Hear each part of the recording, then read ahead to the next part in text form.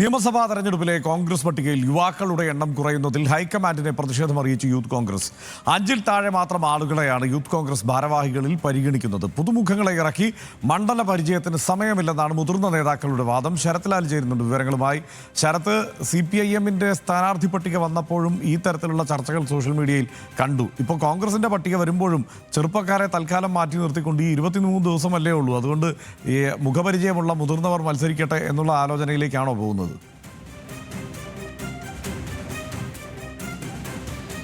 അതുതന്നെയാണ് യൂത്ത് കോൺഗ്രസിലെ പട്ടികയിൽ കഴിഞ്ഞ തവണ 12 പേർക്കാണ് സീറ്റ് നൽകിയത്. ഈ തവണ വെറും 3 പേര് മാത്രമാണ് യൂത്ത് കോൺഗ്രസിനുള്ളത്.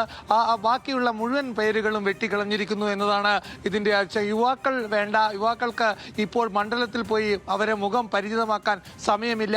ഇനി 12 അത്ര ദിവസങ്ങൾ മാത്രമേ ഉള്ളൂ. അതുകൊണ്ട് തന്നെ 3 പേർക്കാണ് ഇപ്പോൾ സീറ്റ് നൽകുന്ന ചർച്ചകൾ സ്ക്രീനിംഗ് കമ്മിറ്റിയിൽ നടക്കുന്നത്. ഒന്ന് അഭിജിത്ത്, എബിൻ വർക്കി, അതുപോലെ തന്നെ ഇപ്പോൾ യൂത്ത് കോൺഗ്രസ് പ്രസിഡന്റ് ജിനേഷ്. ഇത്രയൊക്കെ 3 പേർക്ക് മാത്രമാണ് ഇപ്പോൾ സ്ഥാനാർത്ഥി പട്ടികയിൽ ഇടം പിടിച്ചിരിക്കുന്നത് എന്നുള്ളതാണ്. മറിച്ച് യൂത്ത് കോൺഗ്രസിന്റെ നിരവധി ഭാരവാഹികളുടെ പേരുകൾ അല്ലെങ്കിൽ സ്ക്രീനിംഗ് കമ്മിറ്റിക്ക് മുമ്പാകെ വന്നിരുന്നു. ഇതൊക്കെയാണ് പാടെ അവഗണിച്ചുകൊണ്ട് ഇപ്പോൾ സമയമില്ല. അതുകൊണ്ട് തന്നെ യൂത്ത് കോൺഗ്രസിന്റെ മുഖം അല്ലെങ്കിൽ പുതുമുഖങ്ങളുടെ മുഖം പരിചയപ്പെടുത്താൻ മണ്ഡലത്തിൽ സമയമില്ല എന്നൊരു ന്യായീകരണമാണ് ഇതിനെ കോർ ഗ്രൂപ്പ് കണ്ടെത്തിയിരിക്കുന്നത്. രമേശ് ചെന്നിത്തലയും അതേപോലെ തന്നെ KC വേണുഗോപാലും പിന്നെ KPCC അധ്യക്ഷനും പ്രതിപക്ഷ നേതാവ് ഉൾപ്പെടുന്ന കോർ ഗ്രൂപ്പിൻ്റെതാണ് തീരുമാനം. അതായത് യൂത്ത് കോൺഗ്രസ്മാരുടെ പൂർണ്ണ രീതിയിൽ തന്നെ അവരെ പാടെ അവഗണിച്ചിരിക്കുന്നു എന്ന് വേണം പറയാൻ.